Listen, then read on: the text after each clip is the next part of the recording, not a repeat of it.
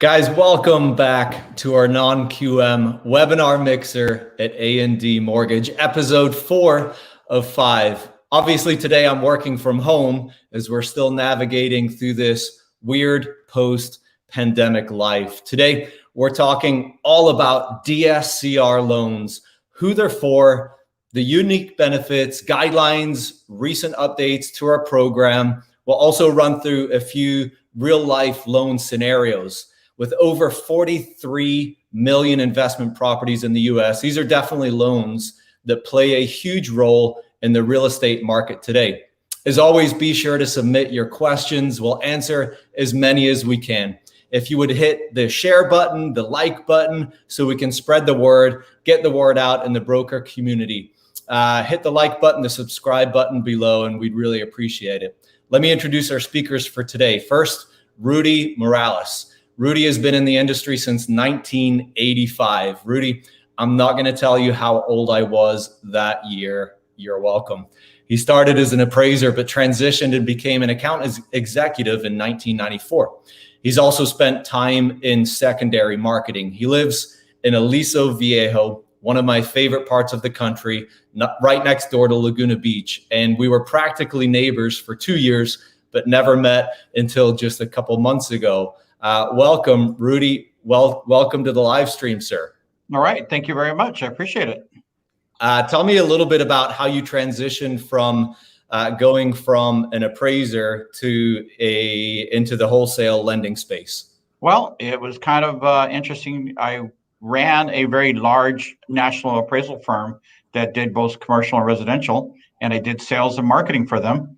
And I had an opportunity to transition in 1994 to World Savings. I was going to go there to be an appraiser, and they knew I did sales. They said, "How would you like to be a rep?" I said, "Oh, sounds good to me." And I became a rep at that time. But I still continue to appraise too. And you've been doing it for a little while now. A little while. I think you were listening in the background when I mentioned that I wouldn't mention what age I was in 1985 when you made that transition. Yeah. Well, welcome. Let me introduce our next speaker, Llc Mentija. Llc is originally from Colombia, South America. She's been in the industry for 22 years. She started as a loan processor and quickly moved into origination as a broker.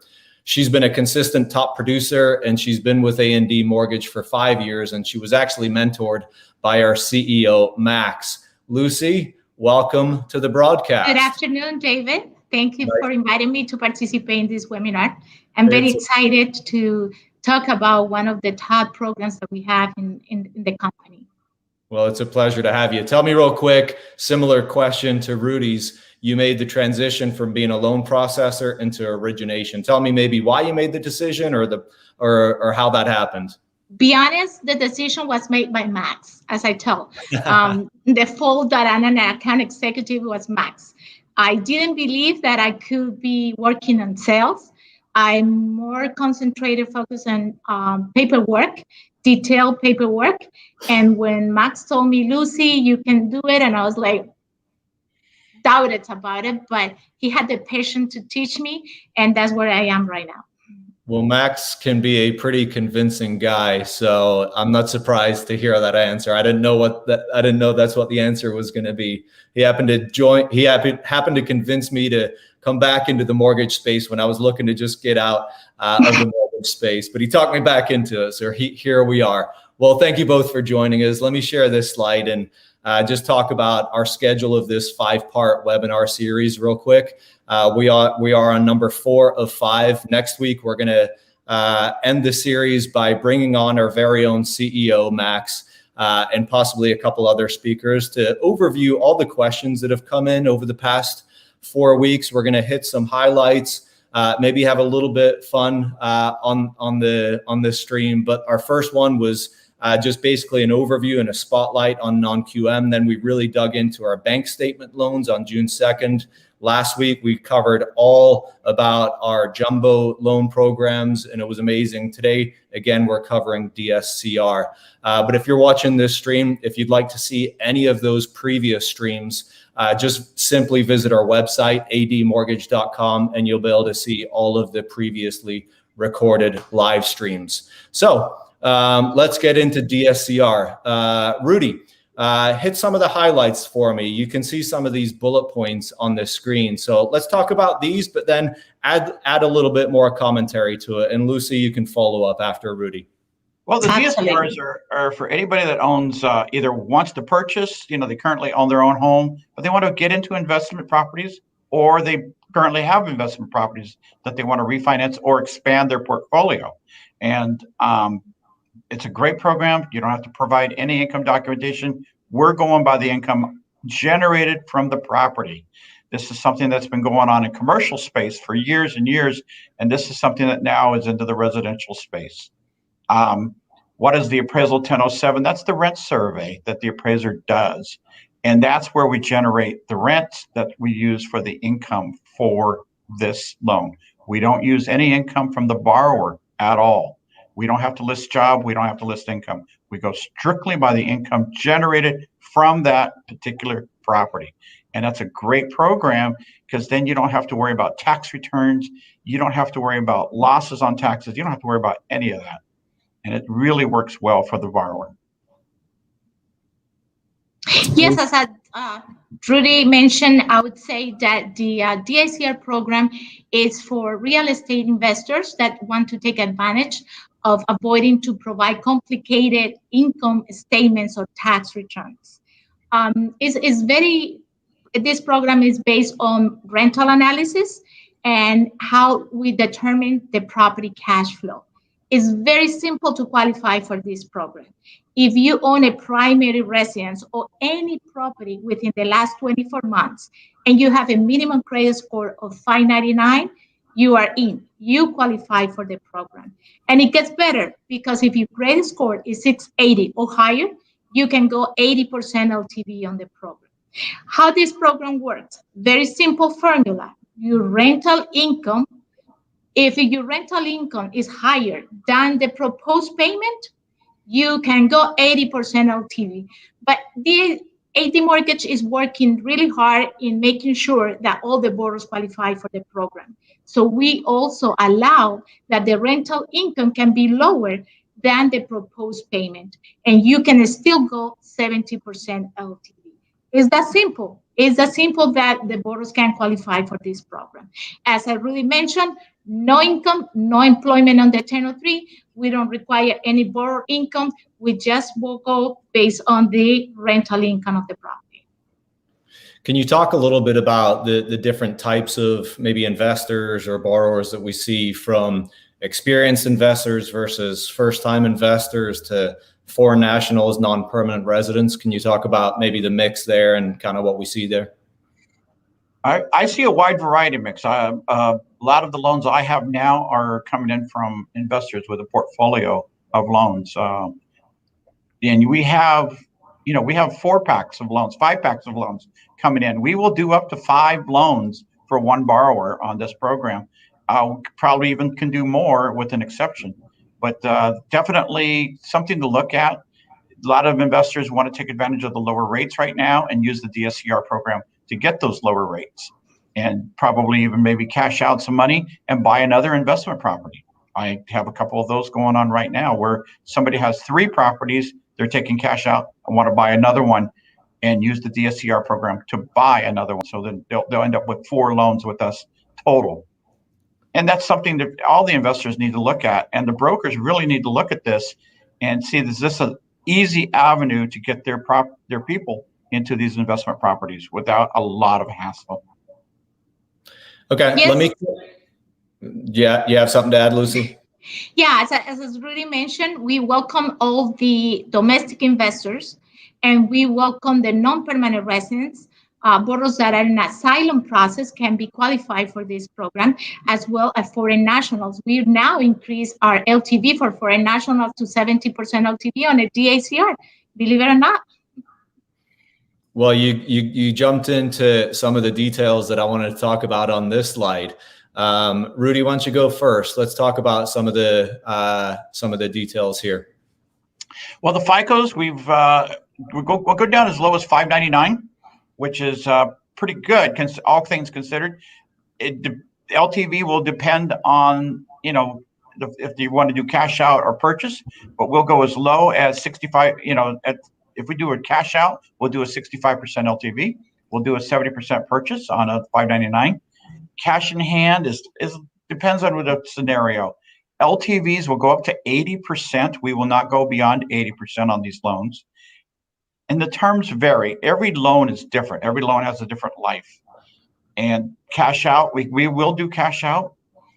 Ratios, it's a no ratio loan because we're not using any income. It's all based on the rents based off the property. It's a no income. Basically, it's a no income, no ratio loan. We got a good question on YouTube from Manuel Borda. Can an LLC buy a property with this program? Absolutely. We welcome. Go ahead. Companies. There are a lot of investors that they want to have even create a company for each property that they finance with us, and that is perfectly fine. A personal name, or we don't have adjustments or rates or LTVs if you decided to go a title under a corporation.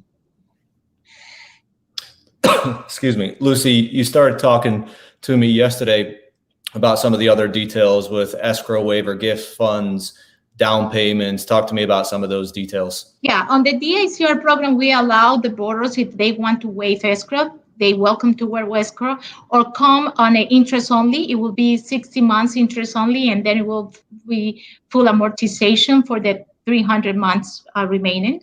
And also, they can have seller's concession up to 70% LTV. They can have 6% seller's concession or 4% seller's concession for higher LTV than 70%. The gift funds are welcome as well.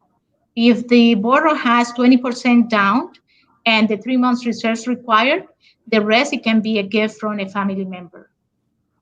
One thing that Lucy just touched on, reserves. I believe we're the only company out there right now that's only requiring 3 months reserves. Most everybody else that I've seen in the marketplace is either asking for 6 to 12 months reserves. So that's something definitely want to look at for A&D mortgage, because we're only asking for 3 months reserves on our loans. Awesome. Let me pause there just for a second. Just as a reminder, we're almost 13 minutes into the webinar. Guys, if you're watching this on YouTube, Facebook, LinkedIn, feel free to submit your questions. We're going to answer as many as we can on this live stream. And if we don't get to it, that's the purpose of the final call next week. So like I said, be sure to submit those questions. Let's move into the next slide. Talking about our Dscr ratios. How do we calculate them, and talk about some of the nuances around it? Who wants to go first? Whoever starts speaking first, go. All right. Yeah, so we're basically looking at the income generated by the property. Just that. We're just looking at, like, if you have a proposed PITA property, principal, interest, taxes, and insurance of $3,000. The gross income based on the rental survey is $3,100, then you're well above 1% ratio, then you're good.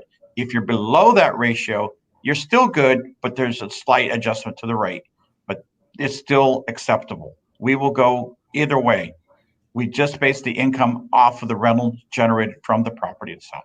So kind of a general, or maybe for a lot of people, probably for you guys, since you're professionals, maybe a dumb question.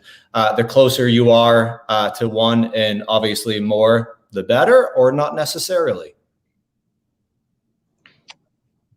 It I mean, obviously, if the debt service cover ratio is higher than 1%, you qualify for 80% LTV, which is better than 70% LTV. But we also have another opportunity for the borrower to qualify with a higher debt service cover ratio if the property is tenant occupied. We allowed to provide the lease agreement, and if the lease agreement is higher And within that 15% of the rental on the 1007, we use that income to determine the debt service cover ratio, tongue-tied. And then not only that, if the rental lease provide income that is higher than the 15% within the rental income from the 1007, by only providing 3 canceled checks, the last 3 canceled checks of the lease, we can use that income to qualify and determine this the ratio for that program. Question from Rajiv on, again, YouTube. If it's less than 75%, can we still, I think you've already answered this question, but can we still do the loan? And if so, what is the LTV? I'm not sure if we can give those exact answers, but if it's less than 75%, can we still do the loan? And what's the LTV? That would be 70%. Yes, we can do the loan. It would be 70%, but it's also based on FICO too. Right. So a lot of variables play into it. The reserves depend on LTV. The reserves, it will be 3% across the board, except for foreign nationals. For foreign nationals, we require 12 months reserves. 12 months. Gotcha. Okay. Recent updates, effective yesterday, I believe, we announced some updates to Dscr. Let's talk about those. Rudy, talk through some of these bullet points and some of the highlights and why these are so important to the... Well, we used to have a requirement that you own your primary residence in order to do the Dscr. We've changed that now. Any ownership of any property within the past 24 months, very important, because sometimes you'll have somebody that maybe, matter of fact, I had this situation come up. Somebody lives in Newport Beach here in California, but they wanted to buy 2 condos in Florida as investments. And since they didn't own their primary residence, we had to get an exception to do that. But now it would not even be an exception because they had owned property before, and now it wouldn't be an exception at all. It actually expands the market some more. How big of an impact is this going to make to your business and the brokers that you partner with? How big of an impact is it going to make?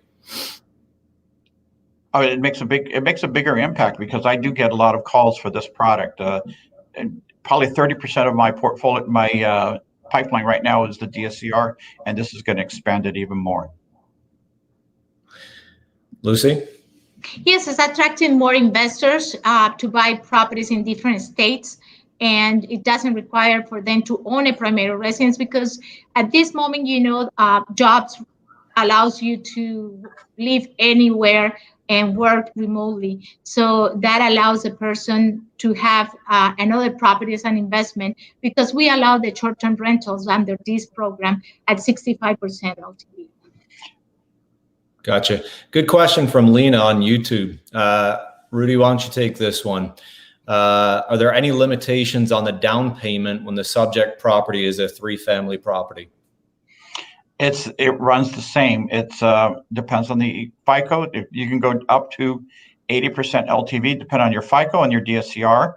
Usually, I see those in the 75% range, but it's still the same. 25%, 30%. It depends on the FICO and the LTV. You know how much down payment we need to take in. You got to contact your rep because they'll have to look at the grid. But there's no effect on the down payment. The down payment's still the same no matter what. Gotcha. Thanks for that. And you can have some gift. Now, big thing about gift, you always have to have 20% of your own money into the pot, but you can get gift after that. Thought you were still going there. Let's talk about recent trends in the market. Lucy, why don't you take this one?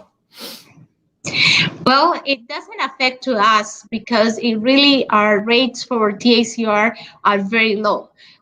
Just to give you an example, someone with minimum 680 credit score on 80% LTV can have a 4.625 interest rate for 30 years. So in reality, it doesn't affect the cap of 7% because our rates are lower than that. And Rudy, in the last 12 months, we can see the growth in non-owner occupied properties. This slide here says that they have nearly doubled since around this time last year. Give me some thoughts on why.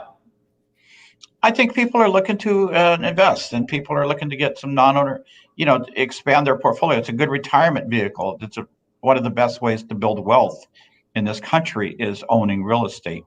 And that's why as people get more disposable income, they want to go and invest in properties, because that is a good retirement versus some of the other avenues. Lucy, have you seen a big dramatic change in Florida with DSCR Oh, yes. loans? Yeah. Yes, and especially with foreign nationals are in big demand of these type of programs as well. Mm-hmm.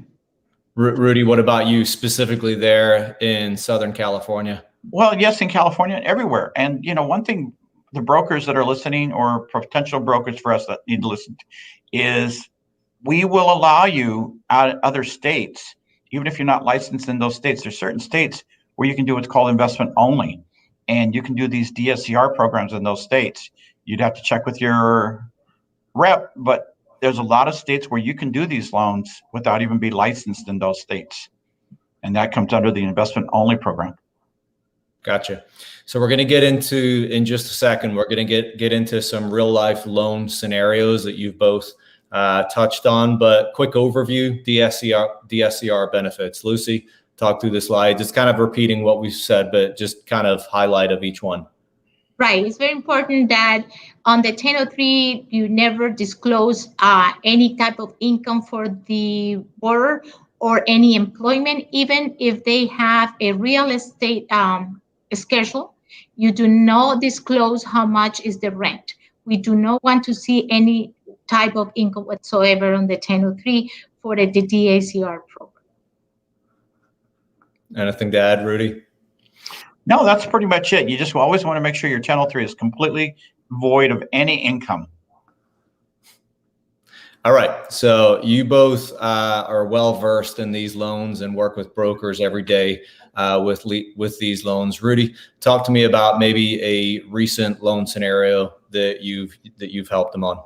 Well, this particular investor had two SFRs, that they were non-owner.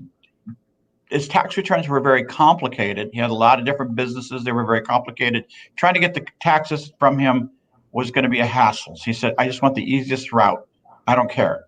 His FICO was good, and was going to do a cash out. We did the DSCR.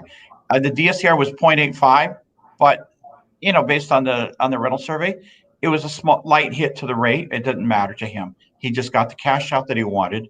He had no personal income. It went fast. And he didn't have to worry about providing his tax returns and providing bank statements and going into a lot of detail about his businesses. He just didn't want to provide that information. And it made it easy. Gotcha. Lucy, let's talk about a actual loan scenario that you recently helped someone with. Yes, actually these 3 loans were approved last week. And this is a borrower that lives in Florida. And he recently had a family situation where he moved out of his primary residence. So actually, he's not living in his primary residence. And he has a lot of investment properties in Florida.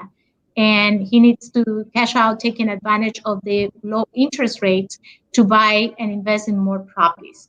And this situation probably in the past, it won't allow him to do this type of transaction because he doesn't live and own the primary residence because the ex-wife is living in there.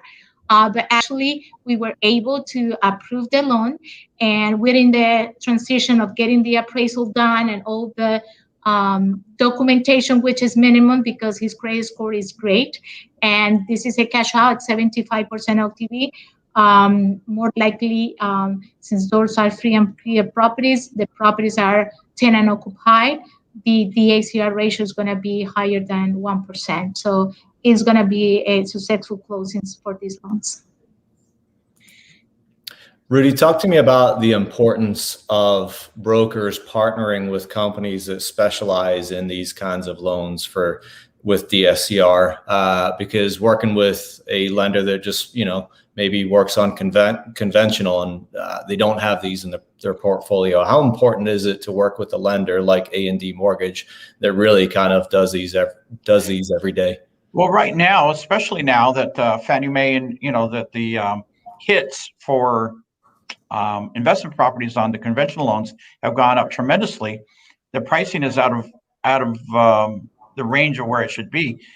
You can look at a DSCR and it'll be a very similar rate for probably less cost to the borrower. You just have to look at it. You have to look at your LTV, look at your FICO. It's very important for those brokers that have been in the realm of just doing conventional loans to start getting hooked up with somebody like A&D Mortgage and start doing these loans, because trying to do it through Fannie Mae or Freddie Mac is going to be too costly to the borrower. And it's too difficult because you're still using tax returns. You're still doing everything else like that. And basically, the Fannie Mae and Freddie Mac put out the word they don't want investment properties. That's really by increasing those rates, they put out that word. And we want those loans. And the DSCR is the best way to do it. Yeah. Lucy, anything to add about the importance? It would be time-consuming loans if you go the conventional round. And not only that, we allow loan amounts at up to $3 million, which on a conventional loan we would cap to certain amount depending on the area where the loan is generated. So that's a good advantage. We can do jumbo loans on the DSCR program. Great. Well, before we wrap up, we've got one more slide. But before we wrap up, to anyone watching this on social media, if you want to see these slides, I know most of the bullet points were really just talking points with no real answers on there. But if you want to receive these slides with the answers, we would love to send them to you. So just make sure on any of our social media, whether it be YouTube, Facebook, LinkedIn, we've posted about this upcoming webinar a couple times over the last handful of days. And there is a link in that post to be able to register for the webinar. And by doing so, we'll send you these slides with additional information.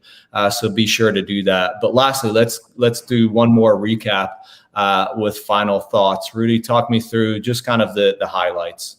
Well, it's definitely great for the investors, and you're qualifying 100% on just the rental schedule for that property. No employment income, no tax returns required. Most investors have very complicated taxes. You don't want to have to dive into them. So it just makes it easy to get the approval. The approvals are very clean, very quick, and less complicated, less conditions. And very attractive rates. We just lowered our rates as of yesterday. Again, our rates have been going down, and we're really looking for these loans. We want these loans, so you want to definitely contact your rep. If you don't have a rep, contact our offices, and you'll be assigned a rep to get these loans. Lucy, any last thoughts? Yes, definitely. I won't think that any person that is an investor won't be able to qualify for this, knowing that the minimum credit score is 599. You don't have to provide any income whatsoever. So that's what this is, one of our top programs right now, and that we receive every day a lot of submissions through this program, because sometimes it's hard for certain brokers in certain areas to believe that this program exists. Once they know it exists, they get excited and they continue sending out submissions because they know that the program works, and A&D Mortgage deliver what we promised. So that's where we're at. All right. Well, we are 1 minute and 4 seconds from our 30-minute marks. I think we've done pretty well. But Rudy, Lucy, thank you so much for taking the time. We really appreciate it. No problem. Thank you.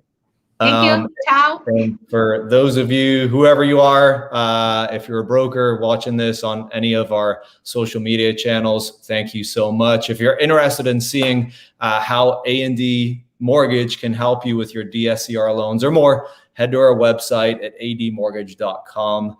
And you can see our past webinars all on non-QM jumbo, bank statement loans. You can see those on our website. So thanks so much for joining, and we'll see you next week.